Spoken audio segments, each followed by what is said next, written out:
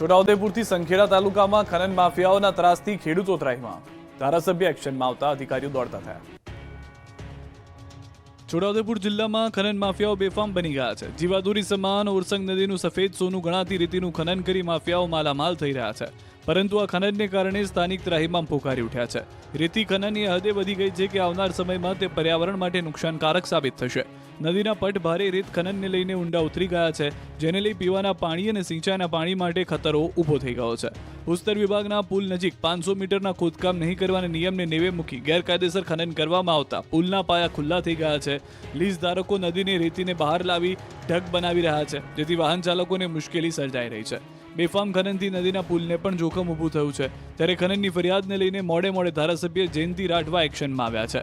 ભાવી જેતપુરમાં ધારાસભ્ય જયંતિ રાઠવા અધિકારીઓ સાથે જ્યાં ગેરકાયદેસર ખનન થઈ રહ્યું હતું ત્યાં પહોંચી ગયા. ધારાસભ્ય અધિકારીઓને ચીમકી આપી કે ખનન માફિયાઓ વિરુદ્ધ યોગ્ય તપાસ કરવામાં નહીં આવે તો આંદોલન કરશે. કલેક્ટર કચેરી પાસે આંદોલન કરવાની ચીમકી આપી છે. હવે સુરતનો ટેક્સટાઇલ ઉદ્યોગ સંકટમાં, કારીગરોની અછતથી મુશ્કેલી. હીરામાં મંદી બાદ હવે ટેક્સટાઇલ ઉદ્યોગ પર પણ સંકટના વાદળો ઘેરાયેલા છે. હાલ સુરતના ટેક્સટાઇલ ઉદ્યોગમાં તેજીનો દોર ચાલી રહ્યો છે, પરંતુ સામે પ્રોડક્શન નથી થઈ રહ્યું. તેનું કારણ છે કારીગરોની અછત. દિવાળીનો તહેવાર તેમજ છઠ પૂજા કરવા માટે કારીગરો તેમના વતન ગયા છે. હજુ પણ મોટા પ્રમાણમાં કારીગરો પરત નથી આવ્યા. તેની સીધી અસર ટેક્સટાઇલ ઉદ્યોગ પર જોવા મળી રહી છે. કારીગરોને બોલાવવા માટે વેપારીઓએ વ્યવસ્થા કરી આપવા છતાં પણ કારીગરો ન આવતા હાલ તેજી વચ્ચે કમાવાના સમયે વેપારીઓને રડવાનો વારો આવ્યો છે. કાપડની માંગ હોવા છતાં પણ પ્રોડક્શન પૂરું કરી શકતા નથી, જેથી વેપારીઓને મોટું નુકસાન થતું જોવા મળી રહ્યું છે. આ ઉદ્યોગમાં મોટા પ્રમાણમાં કારીગરો ઓરિસ્સાના છે. વતન ગયા બાદ તેમના વતનમાં લગ્ન પ્રસંગ ચાલી રહ્યા છે. સંબંધીઓને ત્યાં લગ્ન છે, જેને લઈને કારીગરો પરત આવી નથી રહ્યા. હાલ 60% જેટલો જ ઉદ્યોગ ચાલુ હાલતમાં છે, જેને લઈને કહી શકાય કે 4 લાખ કરોડ કાપડનું ઉત્પાદન છે, તેમાંથી 40%નું કામ થાય છે. ઘણા પ્રોસેસિંગ હાઉસ તો હજુ ચાલુ પણ થયા નથી. ઘરાકી હોવા છતાં ટેક્સટાઇલના વેપારીઓ પહોંચી શકતા નથી. જો હજુ પણ કારીગરો કામ ધંધે નહીં લાગે તો કાપડ માર્કેટમાં પણ મંદી આવતા વાર નહીં લાગે.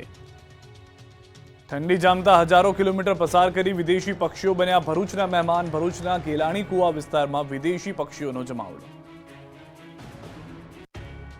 ઠંડી જામતા જ ભરૂચના મહેમાન બન્યા છે વિદેશી પક્ષીઓ. હજારો કિલોમીટરનું અંતર કાપી ભરૂચ પહોંચ્યા છે વિદેશી પક્ષીઓ. ગેલાણી કુવા અને વાવ ફળિયા સહિત આજુબાજુના સમગ્ર વિસ્તારમાં હજારોની સંખ્યામાં વૃક્ષો આવેલા છે, જેના કારણે આ વિસ્તારમાં સિઝન મુજબ વિદેશી પક્ષીઓ આગમન કરે છે. વિદેશમાં દરિયામાં વસતા ગીધ જેટલું ઉડાન કરતા અને પીળી ચાંચ ઢાંક તરીકે ઓળખાતા વિદેશી પક્ષીઓ હાલ ભરૂચના મહેમાન બન્યા છે અને શહેરના ગેલાણી તળાવની આજુબાજુ રહેલા સંખ્યાબંધ વૃક્ષો ઉપર વિદેશી પક્ષીઓએ માળા તૈયાર કર્યા છે. ઓગસ્ટ મહિનાના પ્રારંભથી શ્રીલંકાના કાંકણખાર પક્ષીઓનું આગમન થયું હતું અને વિદેશી પક્ષીઓ ફેબ્રુઆરીના અંત સુધીમાં માળા બનાવ્યા હોય ત્યાં વસવાટ કરી બચ્ચાઓને જન્મ આપે છે. બચ્ચાના જતન માટે વિદેશી પક્ષીઓ ખોરાકની શોધ માટે સવાર સાંજ નીકળે છે. આ પક્ષીઓની સવાર સાંજની કિલકાટથી આખો વિસ્તાર ગુંજતો રહે છે. ભરૂચમાં વિદેશી પક્ષીઓના આગમન સાથે જ પ્રકૃતિ પ્રેમીઓમાં અનેરો આનંદ જોવા મળી રહ્યો છે. શાકભાજીની છાલ ફેંકી ન દેતા અમદાવાદની મહિલાઓએ કર્યો છે ગજબનો કમાલ. પર્યાવરણ બચાવવા મહિલાઓએ બનાવ્યું બાયો એન્ઝાઇમ. સામાન્ય રીતે આપણે ફળો કે શાકભાજીની છાલને ફેંકી દેતા હોઈએ છીએ, પરંતુ અમદાવાદ પૂર્વ વિસ્તારમાં વસવાટ કરતી મહિલાઓ આ છાલનો ઉપયોગ કરી વેસ્ટમાંથી બેસ્ટ વસ્તુ બનાવી રહી છે.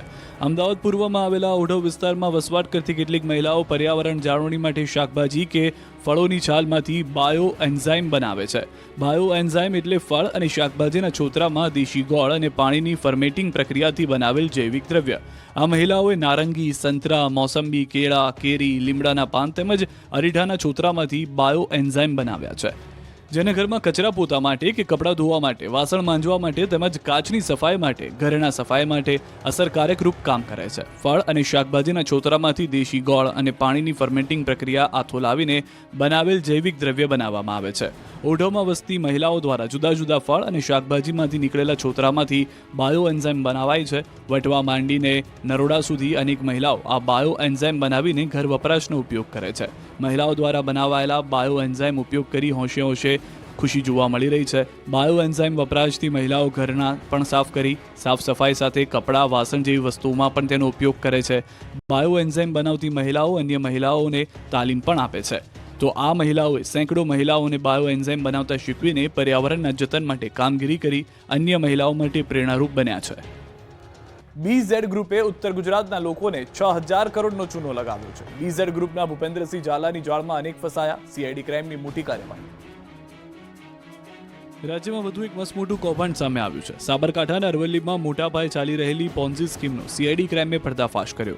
ગુજરાતનું સૌથી મોટું સ્કેમ કરનારા બીઝેડ ગ્રુપ પર સીઆઈડીની તવાઈ છે. બીઝેડ ગ્રુપના એજન્ટોની ઓફિસ પર સીઆઈડીની જુદી જુદી ટીમોએ દરોડા પાડ્યા. હિંમતનગર, વિજાપુર, મોડાસા, માલપુર, વડોદરામાં દરોડા પાડ્યા. તપાસ દરમિયાન કમ્પ્યુટર, લેપટોપ, કેશ વાઉચર અને વિવિધ દસ્તાવેજો મોટા પ્રમાણમાં મળી આવ્યા. આ સાથે જ 2 બેંકના એકાઉન્ટ મળી આવ્યા, જેમાં એક એકાઉન્ટમાં 175 કરોડ રૂપિયાના વ્યવહાર મળી આવ્યા. આ કંપનીએ પોન્ઝી સ્કીમ થકી રોકાણ કરાવી 6000 કરોડનું કૌભાંડ આચર્યું. સીઆઈડીની તવાઈ બાદ બીઝેડ ગ્રુપનો સીઈઓ અને સાબરકાંઠા જિલ્લાના વાવડીમાં રહેતો ભૂપેન્દ્રસિંહ ઝાલા ભૂગર્ભમાં ઉતરી ગયો. આ સ્કીમોમાં અનેક લોકોના રૂપિયા લાગેલા છે. બીઝેડ ગ્રુપના એજન્ટો દ્વારા વિવિધ વિસ્તારોમાં ઓફિસો ખોલીને લોકોને ઊંચા વ્યાજની લાલચ આપી પોન્ઝી સ્કીમમાં રોકાણ કરવામાં આવ્યું. કંપની દ્વારા રોકાણકારોને માસિક 5% લઈને 35% સુધી વળતરની લોભામણી જાહેરાતથી લલચાવવામાં આવતા હતા. ગુજરાત, રાજસ્થાનમાં ઓફિસ ખોલી લોકોને છેતરતા હતા.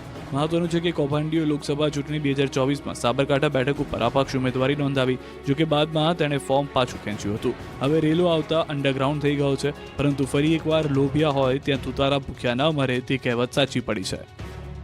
જૂનાગઢ ભૂતનાથ મંદિર મહંતના પત્રને લઈને મહંત હરિગીરી એસપીને મળ્યા. લેટર મામલે સંપૂર્ણપણે તપાસ કરવા માંગ કરી. અંબાજી મંદિરના મહંત તનસુખગીરી બાપુના બ્રહ્મલીન થયા બાદ ભવનાથ ક્ષેત્રમાં એક બાદ એક મુદ્દાને લઈને સાધુઓ આમને સામને થઈ રહ્યા છે. થોડા દિવસો પહેલા ભૂતનાથ મંદિરના મહંત મહેશગીરી બાપુ દ્વારા એક પત્ર વાયરલ કરવામાં આવ્યો, જેના જૂના અખાડાના અને ભવનાથ મંદિરના મહંત હરિગીરીએ ભવનાથના કાયમી મહંત બનવા માટે સાધુ સંતો 8 કરોડ રૂપિયા આપ્યા હોવાનો આક્ષેપ કરવામાં આવ્યો. ત્યારે આ પત્રને લઈને હરિગીરી બાપુ જૂનાગઢ એસપીને મળ્યા હતા. તપાસની માંગ કરી હતી. હરિગીરી બાપુએ કહ્યું કે મારી સાઇન કરેલો પત્ર સાધુ સમાજને આપું છું. ગિરનારના વિકાસ માટે જ્યાં જરૂર પડે ત્યાં પત્રનો ઉપયોગ કરવામાં આવે છે. હવે મારી સાઇન કરેલો કોરો પત્ર ક્યાંથી ગયો તે તપાસનો વિષય છે.